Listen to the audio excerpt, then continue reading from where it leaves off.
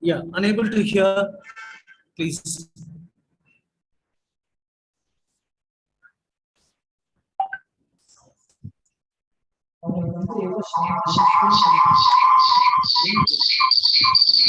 Lot of resounding is coming, madam. Please look here.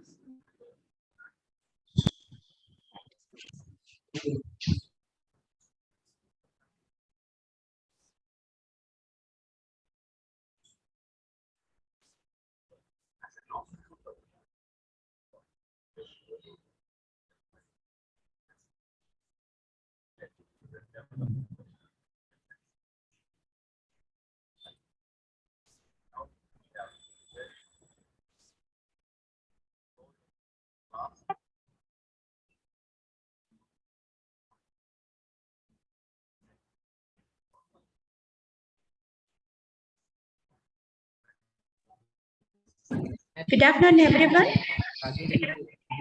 Yes. Sorry for the delay. We are waiting for the speaker. We will start the session very soon. Please stay tuned. Okay, fine.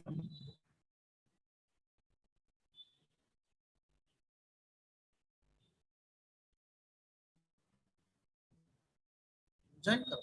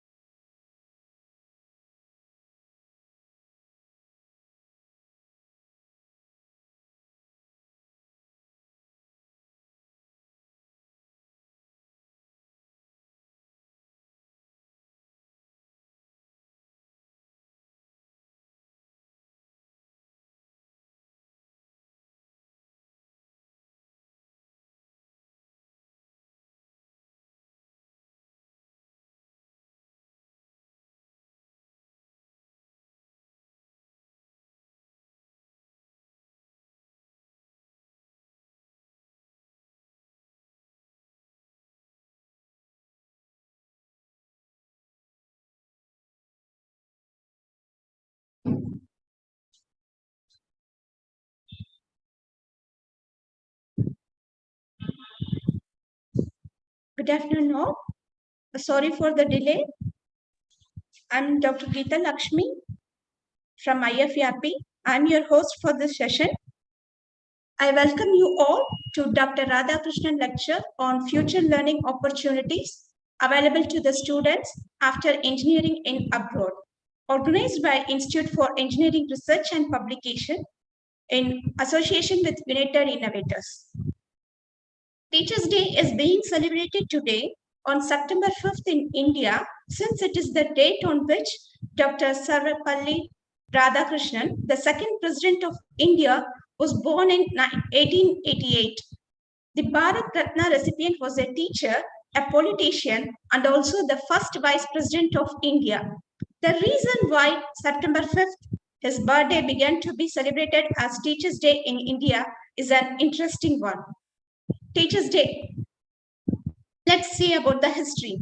Dr. Sarvepalli Radhakrishnan was a professor and a scholar whose work revolved around comparative religion and philosophy. He used to teach philosophy at the Madras Presidency College, University of Mysore, University of Calcutta, University of Chicago, and also the University of Oxford. Radhakrishnan was appointed as the second president of India in 1962 and assumed office from May 13 that year. To celebrate this momentous occasion, his students and friends decided to celebrate his birthday and sought his permission regarding the same. Dr. Radhakrishnan told them, instead of celebrating my birthday separately, it would be my proud privilege if September 5th is observed as a Teachers' Day, as noted in the Festivals of India webpage for Radhakrishnan. Teachers like Radhakrishnan are builders of the nation's future, as they ensure their students are armed with proper knowledge and wisdom to lead their lives responsibly. Teachers' Day helps highlight their role, their plight, and their rights in our society. This day celebrates all the teachers in our lives who transformed us into better people, made an impact on our lives, and positively motivated us to do better. They could be your teachers at school, your elder siblings, or even your parents. If parents give us life, teachers teach us how to harness life to the fullest. To all the hardworking teachers in the world, on behalf of IFERP, Happy Teachers' Day. To say about our organizer, IFERP.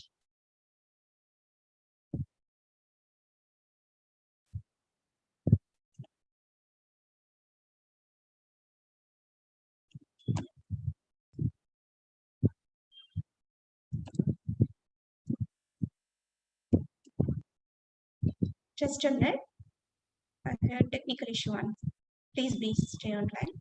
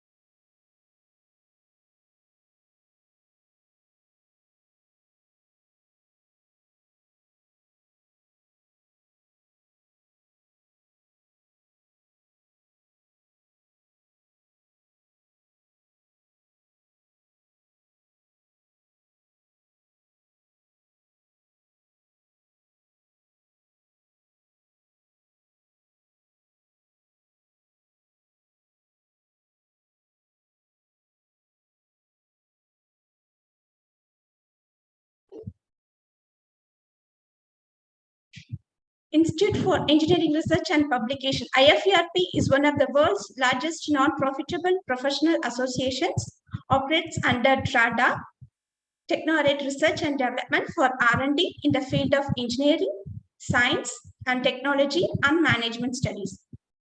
To connect professionals at integrated platform for growth to divert knowledge and skills towards sustainable application of professional education, IFERP helps to do this.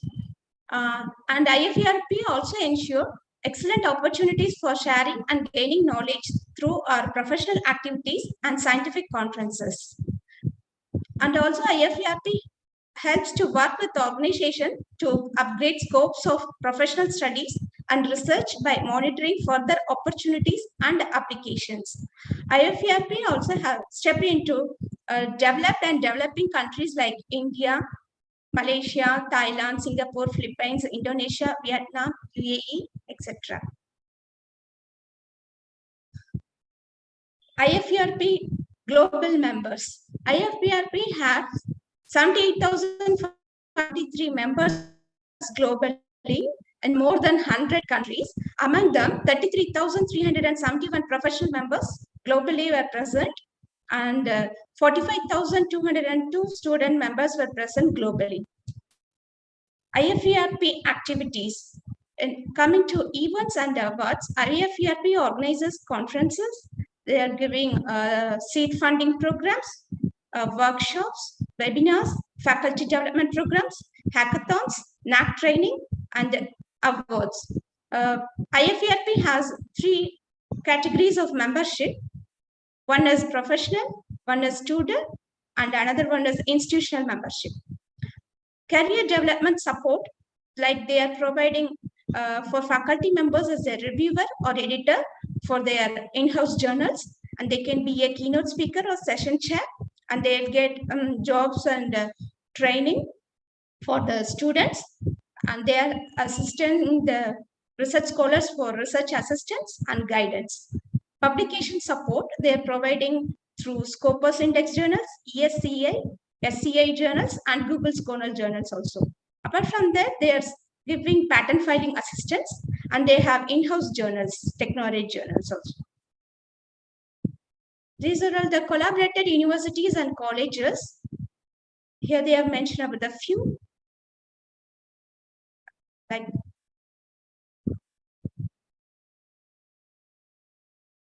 this is an upcoming scientific conferences and events organized by IFERP. One is International Conference on Future of Engineering, organized by IFERP on 22nd and 23rd September at Manila, Philippines.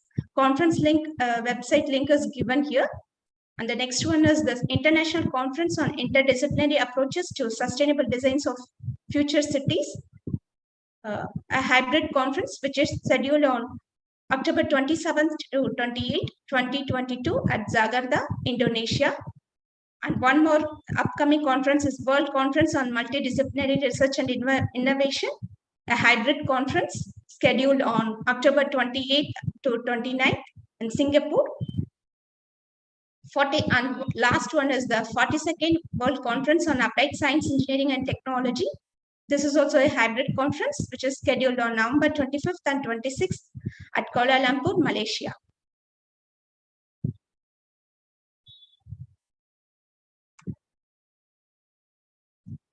Now coming to the session, future learning opportunities available to the students after engineering in abroad. Study abroad is a game changer for students. Study abroad is about stepping out of your comfort zone, embracing a new culture and way of life, and coming home with unforgettable memories. Studying abroad is one of the most powerful ways to advance academically, improve your resume, and connect with the world on a deeper level. Here, you will find everything you need to know to start your study abroad journey. Before inviting our speaker of the session, Ms. Darshana Jain, to take the spotlight, I would like to give an introduction about her and her expertise. Ms. Darshana Jain is the founder of EA Global Consultant. She helps busy people to score great at English-based exams like IELTS, OET, PTE, and TOEFL, and also IELTS indicator. In addition, she also helps young teenagers find their right calling by helping them select suitable study courses in foreign universities. Not to mention the expert services offered to people who might be looking for a PR in Canada. Training has been a way of life for her. Way back in 1998, even before she graduated, she took up a job of training people in software technologies with some very reputed names in the industry. This gave her the first glimpse of the training industry in general. Simultaneously, she also stepped on her journey as a web programmer. However, her journey as a foreign exams trainer started a month after her marriage to an education consultant in January 2004. In 2006, she started her own training center in Chennai in the name of English Arena Global, which helped people crack the IELTS, PTE, TOEFL, and even helps to study abroad and immigration services later. Also started the online division, online IELTS in 2018. Till date, she has been trained more than 12,000 candidates for various English-based exams as a private trainer, as well as being a part of some reputed overseas consultancies and part of assignments. Thousands of satisfied students stand testimony to the services provided by English Arena Global and online IELTS. Ma'am, it's a privilege to have you as our keynote speaker for this session. Ma'am, now you can deliver the keynote. Welcome, ma'am. Thank you so much for the warm welcome. And I hope I'm allowed to share my screen now. Yes, ma'am. Yes, one second.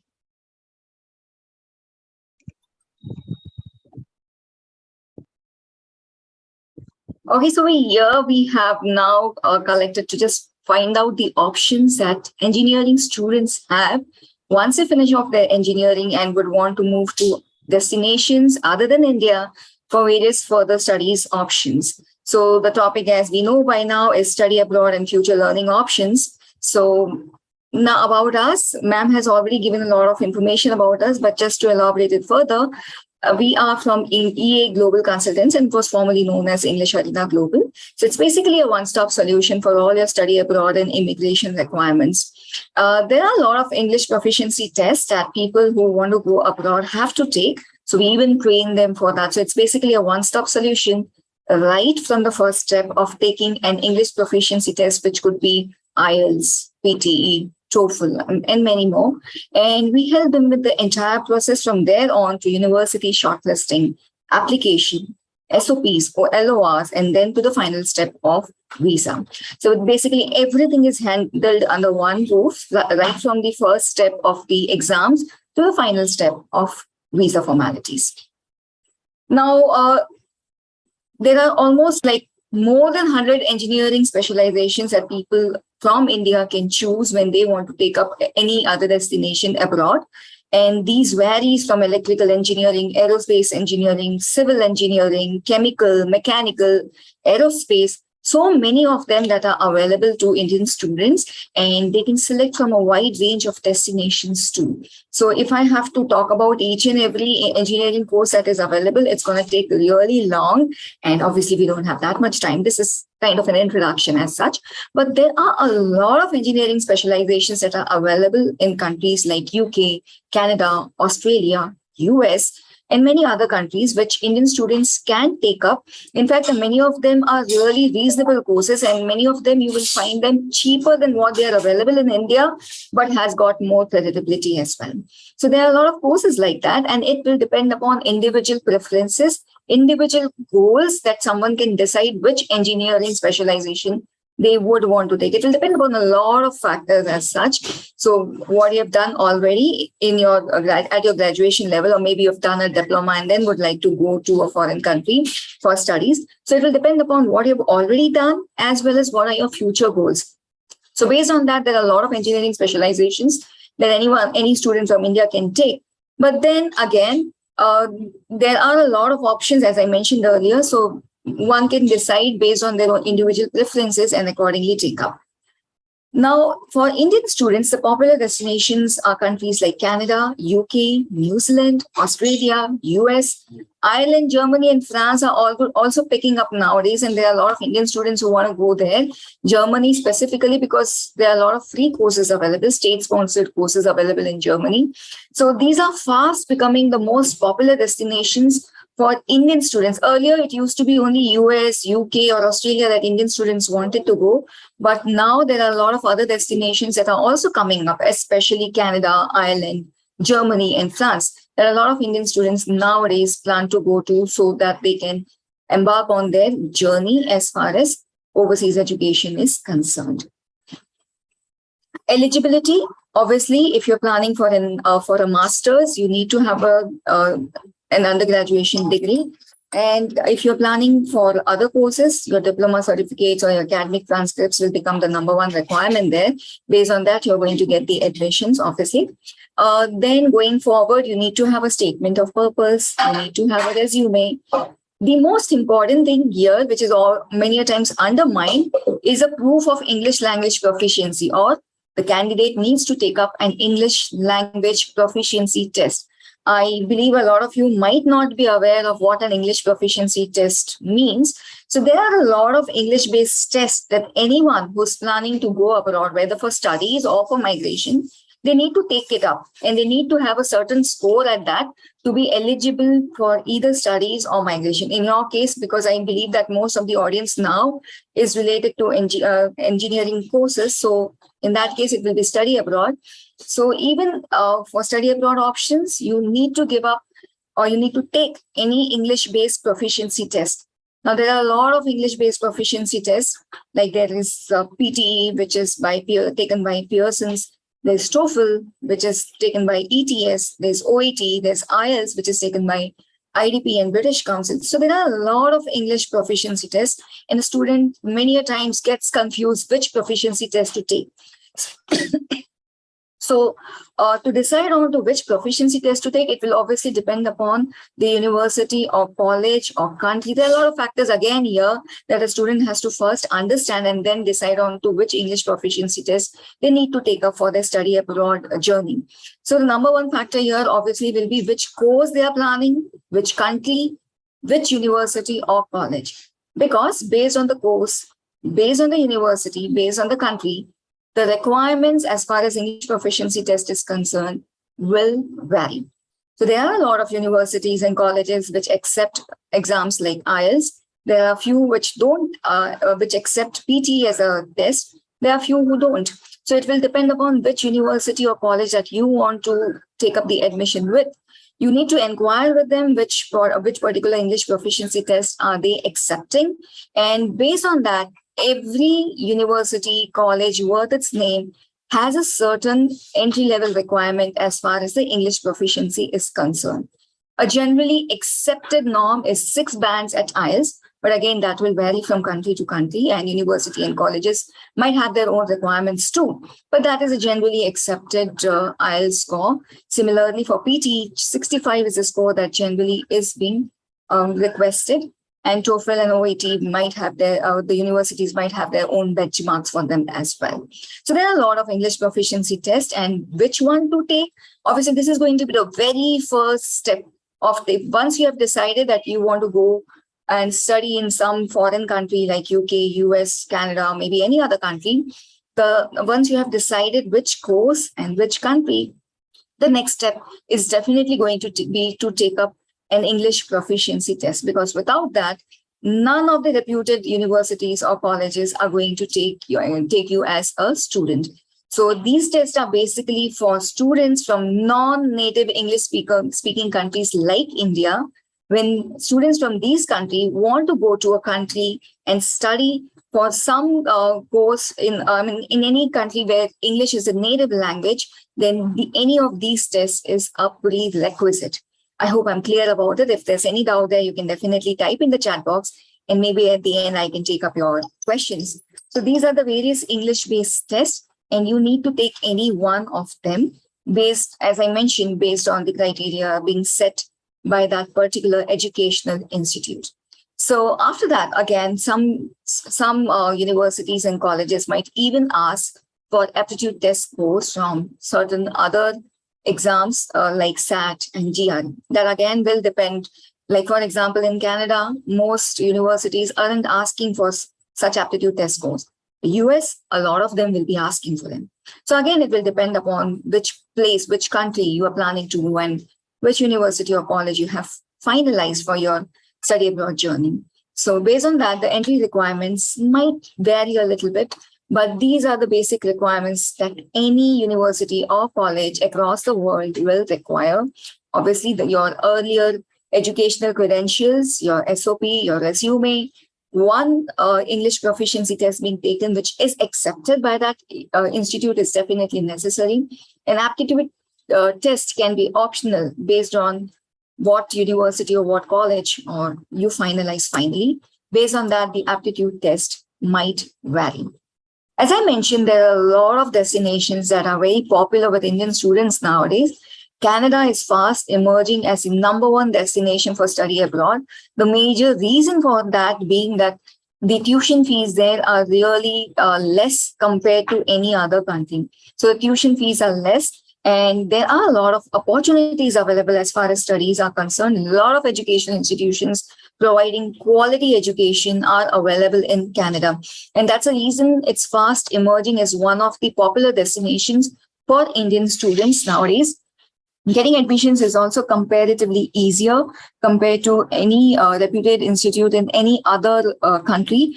The ones in Canada are comparatively easier to get in with lower tuition fees and good quality of education. In general, if someone is planning for a post-graduation master's degree in Canada, the average annual fee varies anywhere around 17,000 Canadian dollars to 25,000 Canadian dollars. Again, I'm so sorry. Again, I need to re-emphasize the fact that it will depend upon which course you have taken and which educational institution you have finalized. So it will very much depend upon that, but this is the average cost or the average money that one has to shell out when someone is planning for a Canadian educational institution for post-graduation or their master's degree. And here you need to understand one point, that tuition fees is just one part of the total expenses that is dedicated towards study. There are other expenses as well, which we will come on to later on. But though it's the just one part of it, absolutely that's a prime part, because finally you're going for study. So obviously tuition fees form the major part of the entire expenditure that you have to do for your study abroad journey.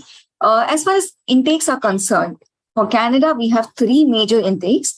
Fall, which starts from September and has a duration of September to December. Again, various countries will have their deadlines. Various institutions will have their deadlines. So this is a general scenario. Again, one has to look into which educational institution they are looking for and what are the deadlines for that particular institution. So it will completely depend and vary from institution to institution, but this is the general guideline. So fall intake, it generally starts from September and extends well till December, depending upon which university you finally decide to choose. Then winter intake, which starts from Jan and again for approximately 4 months. Spring intake, which starts from May, which is again for 4 months. Generally, the applications, generally the universities are over-applied, and you need to be very quick when you're applying for Canadian educational institutions. So if the intake is from September, in fact, 3 months earlier to that, the visa procedure starts. So you have to be at least, the visa has to start, has to be in your hands at least 90 days. It sometimes takes around 90 days to get your visa alone. So you have to be at least 5 to 6 months. You have to apply prior to your actual intake to the education institution that you are planning to take up. So you have to be really fast if you're planning to take up some course in Canadian educational institutions, because the deadlines, they are over-applied most of the times. And even before the deadlines are met, most of the times it is the admissions are quite full. So, and they wouldn't be accepting any applications thereon. So this is how the intakes are. As I mentioned, tuition fees is absolutely the prime kind of expenditure that you have to do. But then there are other major expenses that are definitely forming a big chunk of the total expenditure that you have to make. Accommodation and living expenses are again something that you need to consider before you decide on which country you would like to move on to. As far as the cost for on-campus accommodation is concerned in Canada, it can range anywhere around CAD 8,000 to 10,000 Canadian dollars annually. When you are, but if you plan to take on a share apartment, that it would be anywhere around 400 to 700 Canadian dollars per month. Again, that will depend upon the location, the time of the year that you are taking up the rented accommodation. A lot of things come into play, but these are the general expenditures that you will have to probably make on accommodation. The living expense can range anywhere between 10,000 Canadian dollars to 15,000 Canadian dollars per year. So these are the general expenses that you will have to probably, again, there are further other expenditures like healthcare, which you have to compulsorily do. So there are other minor expenditures as well, these being the major ones. You also have to consider the visa expenditure, the biometrics, all these also, obviously the air tickets and all that. But while in Canada, if I have to consider the three major chunks, and these are going to be these ones. Prime expenditure being the tuition fees, accommodation, living expense. There are many other minor costs involved, like your air tickets, like the visa cost, all that will be again added expenditure, these keeping the major ones. While in Canada, you are allowed 20 hours per week during academic sessions, and during vacations, you are being allowed to work full-time. This also allows you to finance the kind of money that you're already spending. It will kind of help you fund your studies, your stay in Canada. A lot of times, Indian students are able to kind of finance the second year tuition fees with the income that they make during the first year itself, because they're being allowed full-time work during vacations, which is roughly around 3 months. I mean, if you consider the leave period throughout the year, it roughly translates to 2.5 to 3 months. So that's quite a huge time. And even during academic sessions, students who have a valid social insurance number, or SIN as it has been called in Canada, they are being allowed to work 20 hours per week, with the minimum being somewhere around 15 Canadian dollars. It keeps on changing a little bit, but it is right now it's 15 Canadian dollars per hour, and that can obviously change based on the kind of job that you take. So 20 hours per week is what you're allowed to work, and during vacations, you're allowed to work full-time. So a lot of times there are smart students who are able to self-finance their second year tuition fees with the money that they have earned in the first year. That's very much a possibility, if I have to give you a fair idea. I don't say that everybody will be able to do that, but many Indian students are able to do that. They're able to save, as well as the second year they are completely financing on their own. So this is what I get as a feedback from a lot of Indian students that we have sent to Canada for studies. It's very much a possibility. So it's not something which is going to be a huge financial burden on you. And the kind of opportunities that you get after finishing off your studies, because after that, you are allowed to stay 2 years in Canada for work, and you can even get it extended if the employer there is probably giving you a recommendation to extend it. With all these opportunities, it becomes a really win-win proposition, even with the kind of money that you're spending for your first year tuition fees and maybe even second year tuition fees. So much of it you are able to earn back with the kind of expertise that you've gained from the education system, and after that, getting work within Canada after you finish your study period. So all this definitely makes Canada a very attractive destination for Indian students. The next important destination for Indian students is UK. Okay, one thing that I need to mention here is most Canadian educational institutions expect a minimum of 6 bands in the English proficiency test, 6 bands IELTS, and overall 6.5. Now, many of you might be wondering, what is the IELTS test about? IELTS refers to International English Language Testing System, and it has 4 parts to it. It tests four things, basically, I can say 4 avenues of language, which is reading, writing, speaking, and listening. So you have these 4 modules in any English-based test, and that's even for, I'm right now talking only about IELTS, because otherwise you have a lot of options, but IELTS is the most preferred options for Indian students, and that's one English proficiency test that most universities or colleges will be asking for. So I'm focusing right now only on IELTS, because otherwise, it will take too long and it can be kind of confusing as well. So IELTS refers to International English Language Testing System. And you have 4 modules there: reading, writing, speaking, and listening.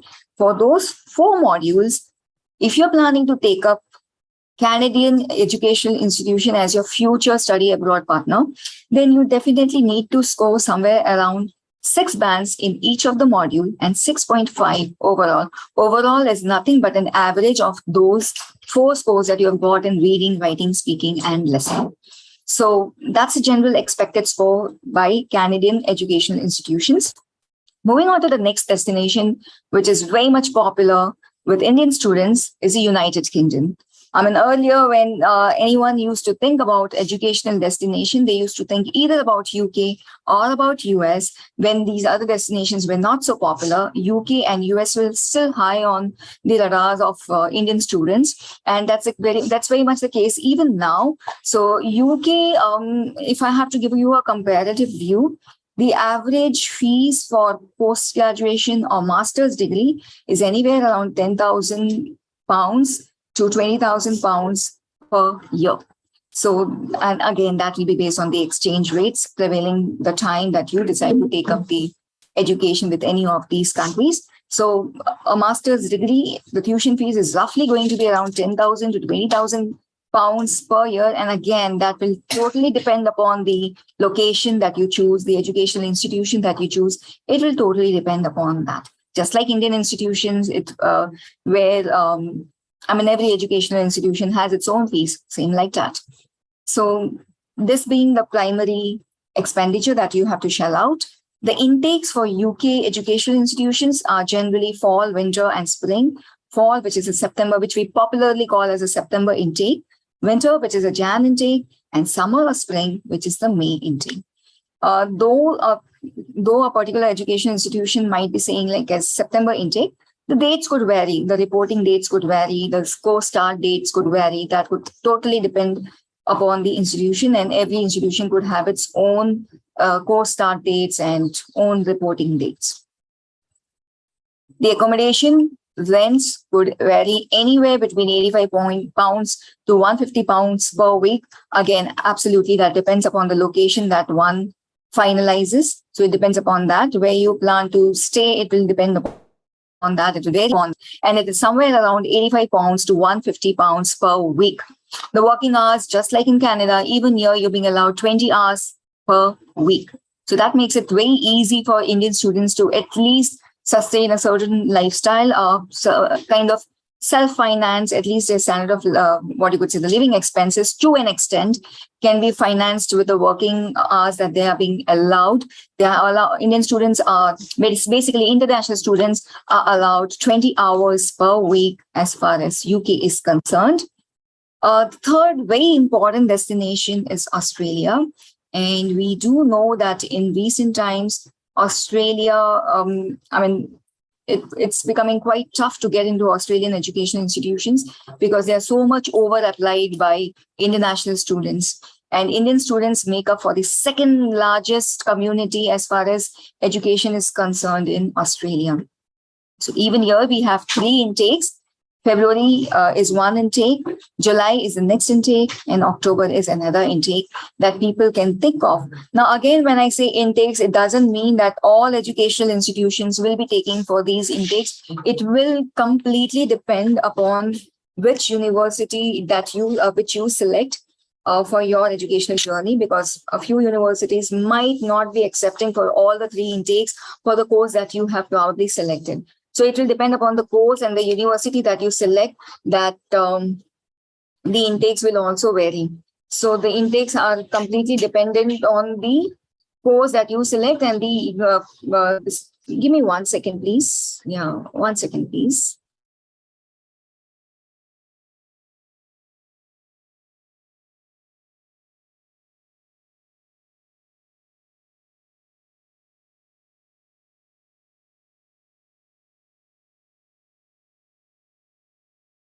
I'm sorry for the interruption. So it will totally depend upon which university, which location, which course you select, because certain courses might be available for certain intakes, might not be available for other intakes. So the university that you select, as well as the course that you want, based on that, you need to check which intake it is available. Obviously, consultants like me will be really able to help you as far as the intakes are concerned, courses are concerned, and other information. So finding it yourself might be a tough job to do. Maybe you could take our services and we could help you with this. Nevertheless, what I need to emphasize here is it will totally depend, though we have these 3 intakes, not every course, not every university will be open for all these intakes. So it will depend upon the course as well as the educational institution, which intake you can finally go in for. So there are certain courses which might not be available for the fall intake. There might be certain courses which might not be available, let's say, for the second intake, so on and so forth. So that will definitely vary from university to university. So the master's degree could, as far as the tuition fees is concerned, if you are planning to take up a master's degree, it could vary anywhere between 22,000 Australian dollars to 50,000 Australian dollars. Premium institutions might charge anywhere around 50,000 Australian dollars per year. And so it would totally vary.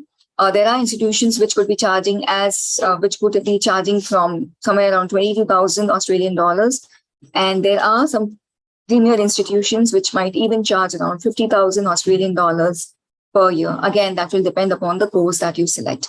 So the course that you select, the location that you select, again, the courses available in educational institutions which are not in the prime locations, not in the prime cities, will be a little cheaper compared to the ones that are available in Sydney or Melbourne for that matter. So that again, location obviously plays a crucial role in deciding what will be the pricing of the course. So all these things obviously matter.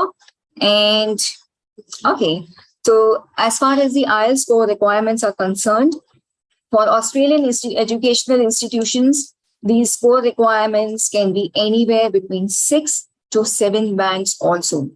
Certain courses, the institutions can even ask for 7 bands, which is a really high score. Consider that the total score is just 9 bands. So there are institutions which can ask for a high IELTS or high English proficiency scores.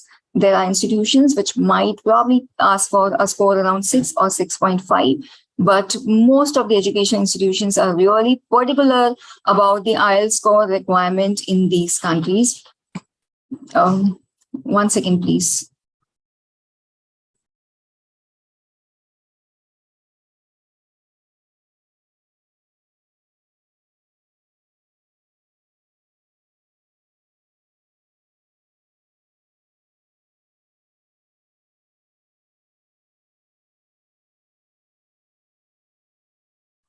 I'm sorry, there's been some internet disconnectivity happening again and again. I'm so sorry for that. So it will depend, the requirement will depend, but each of these countries that we discussed, the educational institutions there are very, very particular about the proficiency requirements. They are very, very particular about your transcripts. So most of them will definitely require a score of 75%, in minimum 75% at your undergraduation level. As far as your degrees are concerned, they will definitely require an IELTS score of around 6 to 7. Again, that will depend from country to country. And even though there are options in UK, which you might have probably, if you are interested in study abroad options, probably if you would have done your research, you would have come to know that there are certain institutions in countries like UK which provide an IELTS waiver also. Though there are options like that, but even then, for visa purposes, again, you will need to take an English proficiency test. So that's the first requirement. My sincere advice, my advice to you will be that if you're planning to take up any course in any of these countries, the first step will be taking up the deciding upon the course. Obviously, the first thing will be deciding on the course that you are planning to take. The second step will be taking up your English proficiency test, which could be any of the ones that we discussed, IELTS, TOEFL, PTE, based on the course that you are taking. And again, the score requirement can vary. The next step, obviously, will be finding out the universities and the courses which are convenient to your goals, which go along with the goals that you have for your future. Once that is done, the next step will be finalizing it, shortlisting the universities, then deciding on the finance part, writing your SOPs. Maybe most of the Indian students like to take up loans. So again, student loans is an important aspect there. And after all the basic formalities are done, admission is probably procured. The next step is going to be the visa step. So this is in a nutshell what you need to do if you are planning to take up your study abroad options. Time is a major constraint. Otherwise, I would have liked to discuss the other destinations and other options also, but time is becoming a major constraint here. So with this, I will like to end the session here. But if you have some doubts, you may either connect directly on by scanning the code that is being shared, or if you want to clarify anything right now, you may just type it in the chat box.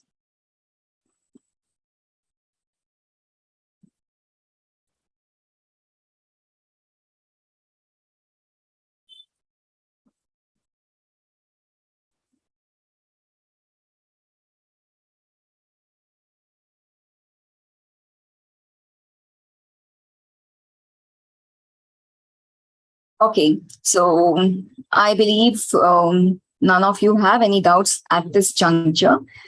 In case you have it later on, definitely you can ping me through that scan code that I have shared. You may save my contact, and you may later on, if you may decide to have some questions or get some clarifications, definitely you can connect through this particular scan code that is being shared with you. Anything else? The host.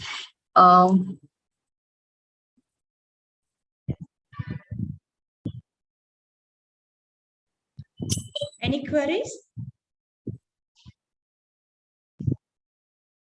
from the participant side? Any queries? You can send a message through chat. Can you say something about the grants given to the students? Yes, it will depend upon these. There are a lot of scholarships actually available in all these countries. Again, there are some scholarships which are available to international students, some scholarships which are available exclusively to Indian students because of the tie-ups that we have had with those kind of countries. You may have certain grants, certain scholarships. There are a lot of scholarships available. But finalizing that will actually depend upon which course, which country that you decide on. That will be the next step after you've decided on the course and the education institution. That will depend. But we have a lot of scholarships available. Some of them are exclusively available to Indian students. Some of them are available to international students in general for some education institutions in some countries. So, like for example, we have a tie-up with UK. So in UK, we are able to get certain scholarships exclusively available only to Indian students because the Indian government has a tie-up with them. Some scholarships we have a tie-up and we get a scholarship for our students. So there are a lot of scholarships available, but whether you are eligible to avail that or not will depend upon your individual profile, and we also need to check on the course as well as the education institution offering it. Okay. So we can expect some assistance from your end at a later. Absolutely. Once you decide on the course, we will be guiding you with that also, what scholarships are available. But that happens from the university's end. So, or the education institution that you have decided, because in Canada, it could be a college also. So it depends upon which college or which university that you have finalized. Once we submit the application, we get to know what scholarship can be offered to that particular profile. And based on that, we get an intimation from them. We can definitely apply for a lot of scholarship. And that assistance, yes, we do provide. Okay. Thank you so much.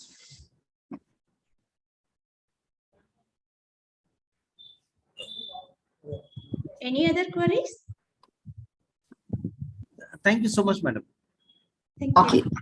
It was nice to take a session for all your friends. And I would be sharing a feedback form. It will be great if the participants can just fill it in so that I understand what improvements can be made. Thank you so much, madam. You have given the very good exposure for the students. Thank you so much. It was my pleasure too. So kind of.